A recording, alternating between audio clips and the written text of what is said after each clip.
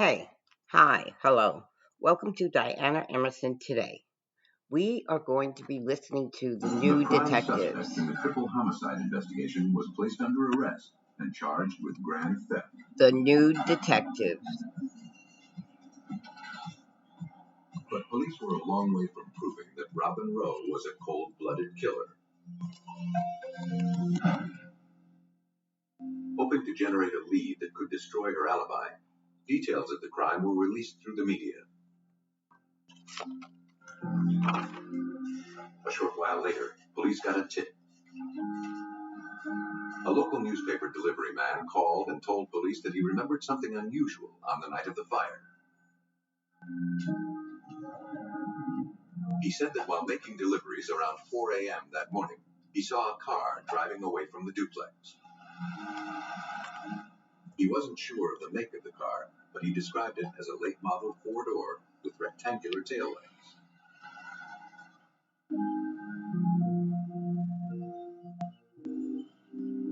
Detective Ken Smith asked the delivery man to come down to the station.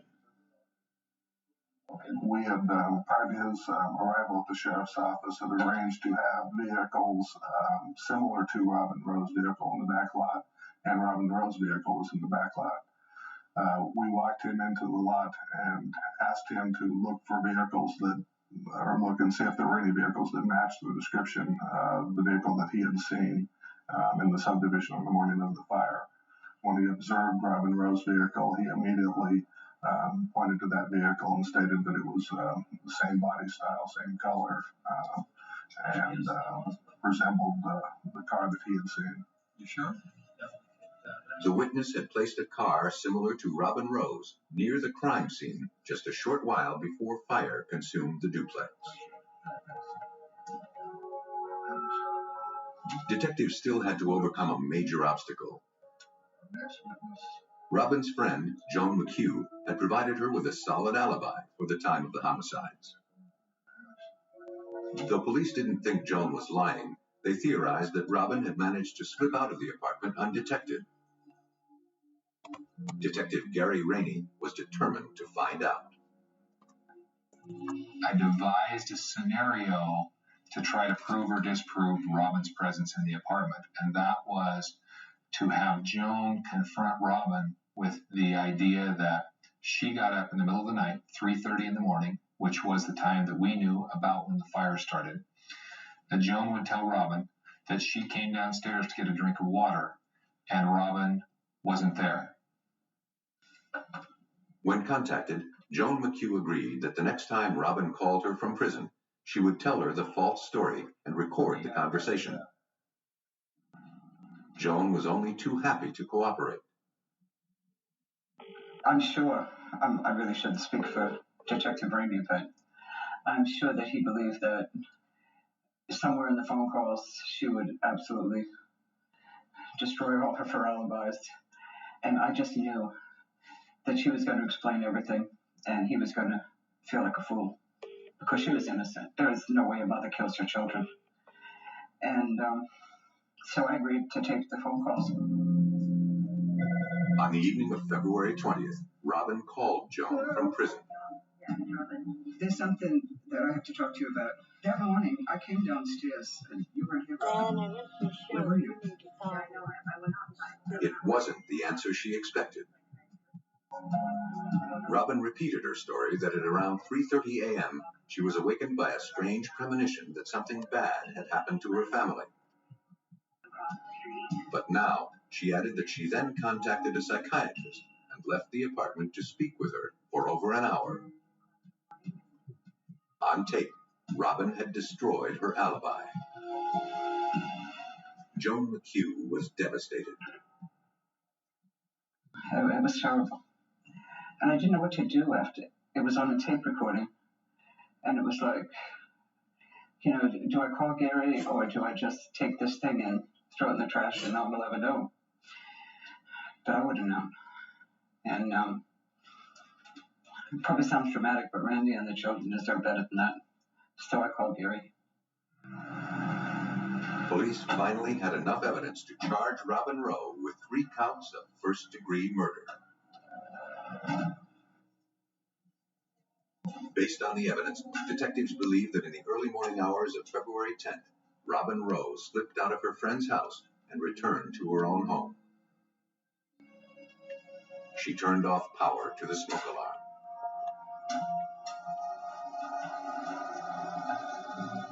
Then, driven by a twisted desire to cash in on her family's life insurance policies, she placed a pile of laundry near the air vents and set the deadly blaze. After murdering her husband and 2 children, Robin calmly returned to Joan McHugh's house to establish her alibi. Psychological experts have described to me that it's simply a balance in her mind of what she personally is better off with, a husband and 2 children, or the proceeds of life insurance policies and the opportunity to move to a new state. And that she simply weighed those 2 things and decided that the money and the new life was what she wanted today. Robin Rowe was convicted of arson and 3 counts of first-degree murder in the deaths of her husband, Randy, and her 2 children. She was sentenced to death. Idaho police had to reconcile conflicting information to find the truth. In California, detectives must follow a complex maze in order to expose a murder. Known for its temperate climate and lush farmland, Yolo County, California offers a quiet rural lifestyle, miles outside the state capital of Sacramento. But residents there are no strangers to tragedy.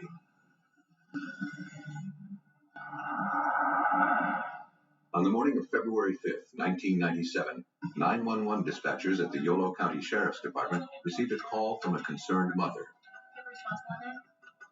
She feared that her son was missing. Deputies responded to the home. Patty Howard told the officer that she hadn't seen or heard from her 18-year-old son, Nick, since the previous evening.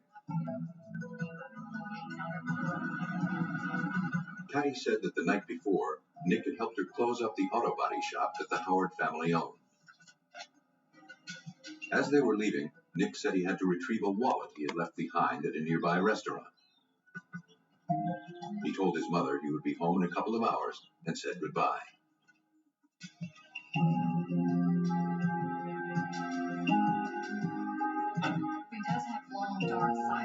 But around midnight, Nick called and left a message on the answering machine. He said he was having car problems and was running late. But he never made it home that night. The family was very close, and it was completely out of character for Nick not to call and check in. Missing teenagers often turn up within a few days. But for Yolo County Detective Larry Cecchetini, Nick Howard didn't seem to fit the profile of a typical runaway. This is probably one of the closest knit families that I've ever seen. From all indications, they were a very close, very loving family. For Nick to call and not come home was just something that had never happened before. Investigators feared the teenager's car troubles had led to an accident. Police, friends, and family retraced his usual route. But after 2 days, the search had turned up nothing. Then, 2 men out on the search flagged down a patrol car near the banks of the Sacramento River. They had discovered tire tracks that led from the shoulder of the road down toward the riverbank. Right down up here. Why do you think he was there? Figured nobody else would be laying those tracks down there. I don't know. One of the men, 42-year-old Ralph Marcus, said he was a close friend of the Howard family. Charles 22, I think we have about 972 that went over the cliff. It's dark. Ralph said that he and his associate, Jake Stanton, were out looking for Nick when they came upon the tracks.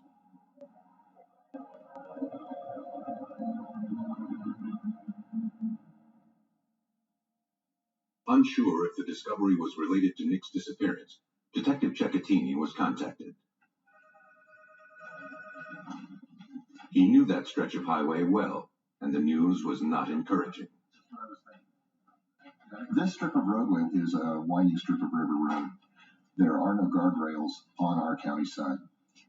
Quite frequently, inattentive or sleepy drivers do go into the river.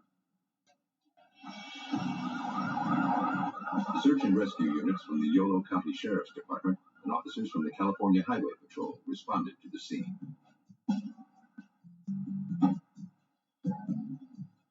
The team followed the tracks down an embankment. They led to the water's edge and then disappeared into the river.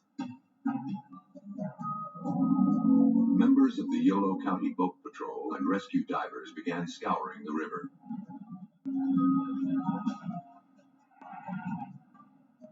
After several hours of searching, divers signaled they had found something. 16 feet below the surface, they had discovered a vehicle resting on the riverbed.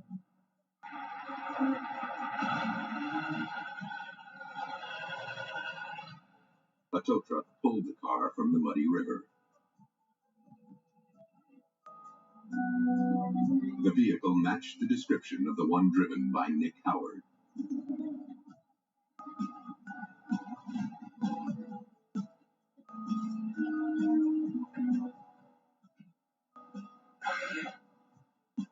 A wallet recovered from the passenger seat contained the driver's license of the missing teenager.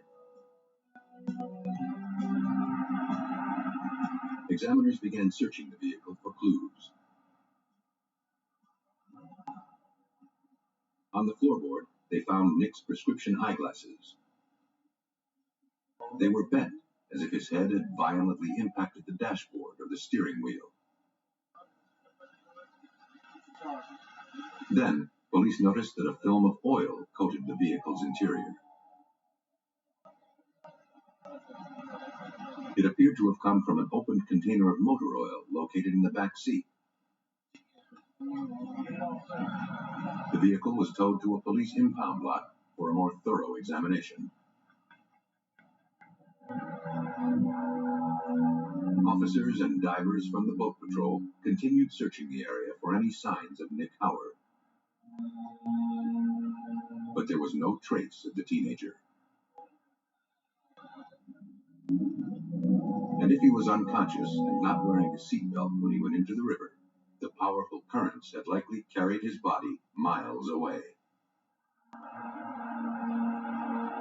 With so many unanswered questions, police looked for clues to explain the accident.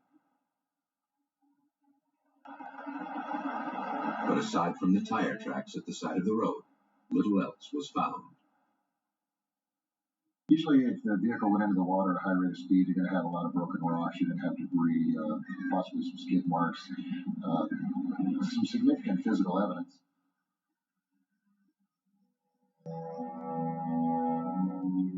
As the investigation continued, detectives received some unexpected information. Nick Howard's family had handed over some papers they found while going through his room. One was a life insurance policy in the teenager's name that was worth $850,000.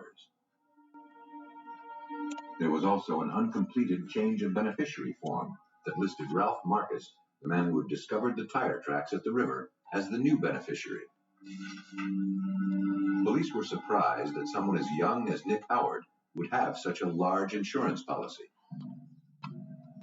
Essentially, he was spending a quarter of his monthly income on a life insurance policy, which struck us as odd. It's not something that life insurance just isn't something that an 18-year-old thinks about, especially when it costs that amount of money. What you see right there? And that wasn't the only troubling news. An acquaintance of Nick Howard's came forward with information. He believed that Nick was alive and well. Recently, he said, the teenager had boasted that his life insurance policy would make him a millionaire. Yeah, this big policy. All he had to do was fake his own death, disappear, and then have Ralph Marcus collect on the policy. A polygraph test later confirmed he was telling the truth. The frantic search for a missing teenager had taken an unexpected turn.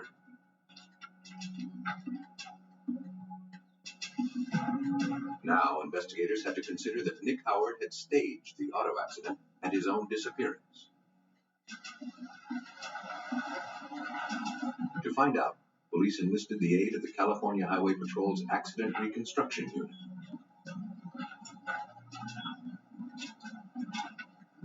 Using the tire tracks found by the side of the road as his guide, investigator Steve Walker surveyed the scene. Detailed measurements indicated that the car had left the road at a 45-degree angle, and there was no evidence of vaulting or bouncing onto the shoulder.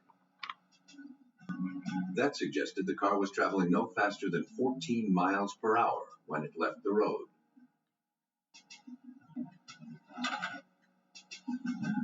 It was unlikely that a sleeping or inattentive driver had caused the vehicle to end up in the river. And there was no evidence suggesting that a collision had taken place.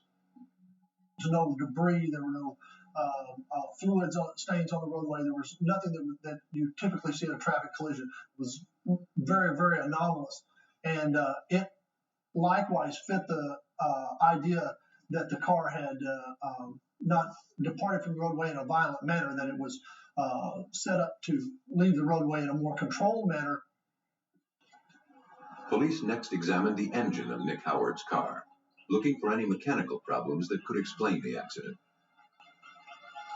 Almost immediately, they found a clue. A plastic bottle cap had been intentionally wedged into the engine's throttle, holding it open. And the cap had originated from the opened container of motor oil recovered from the vehicle's interior. With their suspicions raised, police turned to auto expert Charles Radford of the California Highway Patrol.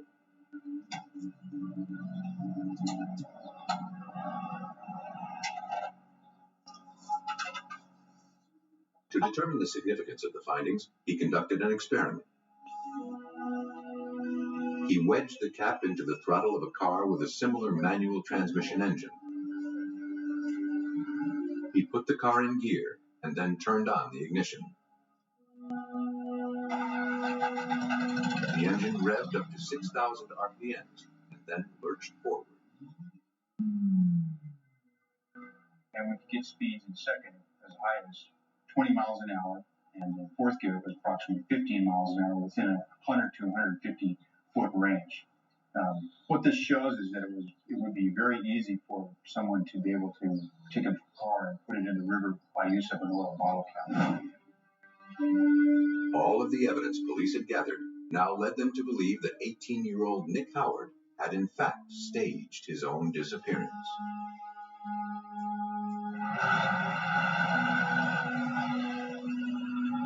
And now he was wanted for questioning in the elaborate insurance fraud scheme. But so far, all efforts to locate the teenager had turned up nothing. Police in Yolo County, California, continued their search for 18-year-old Nick Howard. While looking for answers, they uncovered evidence suggesting the teenager and his friend, Ralph Marcus, had staged the disappearance. It appeared to be an elaborate scam to collect on a life insurance policy worth $850,000. But with Nick Howard's whereabouts uncertain, police turned their focus to Ralph Marcus, the beneficiary of the insurance policy. A background check on the 42-year-old heightened Detective Larry Cecchetini's suspicions that the disappearance was in fact a hoax and that Ralph Marcus was somehow involved.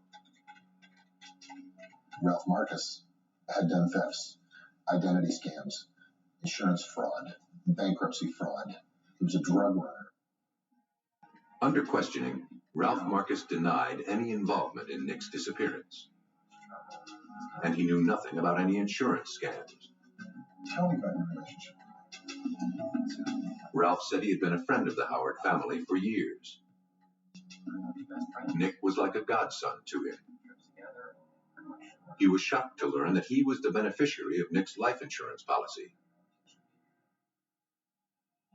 Ralph said he wasn't interested in the money. Police sensed he was lying. But with no hard evidence, they had no choice but to release him. The investigation was going nowhere. Then, on February 25, 1997, 3 weeks after Nick Howard disappeared, Yolo County Police got a break.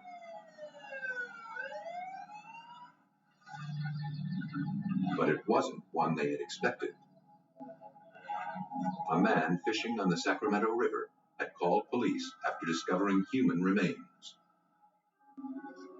Less than a mile from where Nick Howard's car was found, police recovered the partially decomposed remains of a young man. The victim, found with a single glove on his right hand, matched the description of the missing teenager. And dental records later confirmed that Nick Howard had finally been found. With no obvious cause of death, the body was transported to the Yolo County Coroner's Office.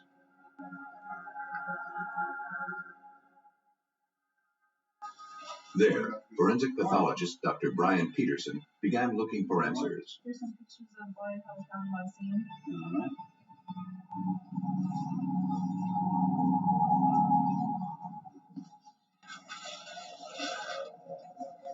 A close examination of the glove and the clothing indicated that no traces of motor oil were present. And that suggested the victim was not in his car when it went into the water. For Detective Cecchettini, the findings didn't make sense. A couple of things just didn't add up. For one, the body was wearing one glove, which we thought was somewhat unusual. I remembered that the car was coated with motor oil when we initially located it, but yet there were no traces of motor oil on the clothing. Granted, he'd been in the water for some time, but the traces of motor oil are not going to be entirely washed from the body. Dr. Peterson next looked to establish a cause of death. Fluid found in the victim's lung suggested Nick Howard had drowned. But there was also something else. Additionally, there were changes consistent with manual strangulation, bleeding inside the muscles of the neck.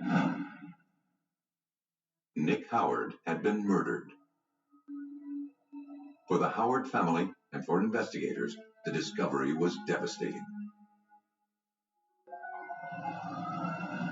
In addition to the tragic loss, it was now clear that Nick Howard had not staged his own disappearance. And Ralph Marcus was now the prime suspect in his death. Now in the body, we've pretty much determined that the body was not in the car when it went in. We have an $850,000 potential life insurance payout, and we have the beneficiary. We're doing everything that we can to make sure that we get to the bottom line on this and get to the truth of what happened. Police contacted the insurance agent in nearby Sacramento who handled Nick's policy. According to records, Nick came in a few weeks before he disappeared requesting that Ralph Marcus be named the new beneficiary. But he didn't have all of the correct paperwork, and the change was not complete. But Nick didn't seem to understand. He left that day, convinced that his policy had in fact been updated. In the insurance agent's opinion, when Nick left, he was under the impression that the change was completed and that Ralph Marcus was the beneficiary. Though incriminating, the information fell short of the smoking gun investigators would need to prove murder. Then they got a break. A witness asked Detective Cecchettini to meet him at a pier on the Sacramento River. Jake Stanton, the man who was with Ralph Marcus when the tire tracks were discovered at the river, believed he had important information about the case. Jake said that shortly after Nick went missing, Ralph had asked for his help in searching for the teenager. While driving along the Sacramento River, Ralph pulled up to the pier. He said it was one of Nick's favorite spots. As they searched the area, Jake saw Ralph Marcus walk to the end of the pier toward a black glove. As Jake turns around, he sees Ralph ditch the glove off the top of the pier. Before Jake even says anything, Ralph mentions to him, I was trying to get the glove. Detectives showed Jake the black glove recovered from Nick Howard's body. You ever see anything that looks like this? He was certain it was identical to the one Marcus had kicked off the pier. Jake was adamant about the fact that Ralph was trying to kick the glove off so that it could not be recovered.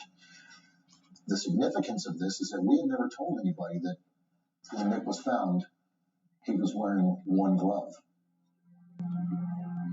The information brought police one step closer to proving that Ralph Marcus had murdered 18-year-old Nick Howard. But so far, all of the evidence was circumstantial. Police in Yolo County, California were now certain that 18-year-old Nick Howard had been murdered for his life insurance policy, worth $850,000. All of the evidence suggested that Ralph Marcus, the beneficiary of the policy, was responsible.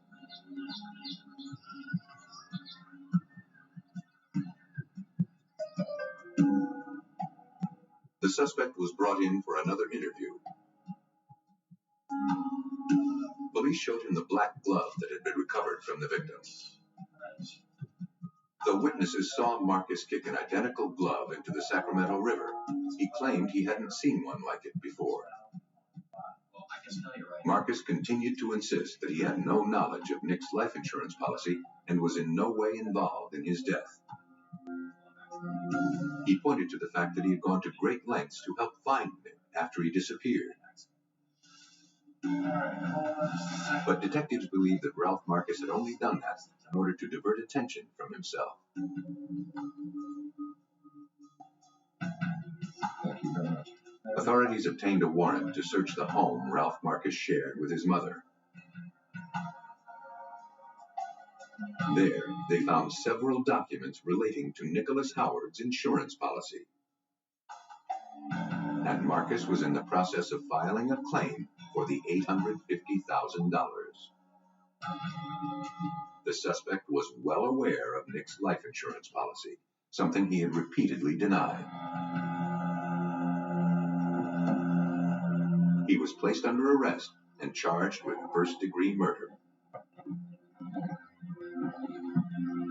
Police believe that Ralph Marcus was able to get 18-year-old Nick Howard to agree to stage his own death after making him the beneficiary of his life insurance policy. But Marcus never intended to split up the money.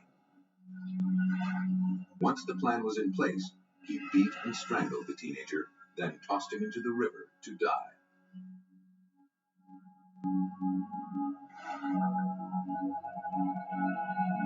After placing the teenager's wallet and glasses inside the vehicle, Marcus rigged the engine of Nick's car with an oil cap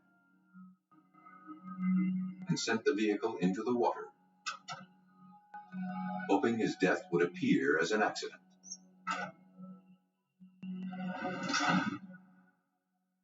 Ralph Marcus was convicted of the first-degree murder of Nicholas Howard and sentenced to life in prison. Greed and self-interest can be strong motivations for murder.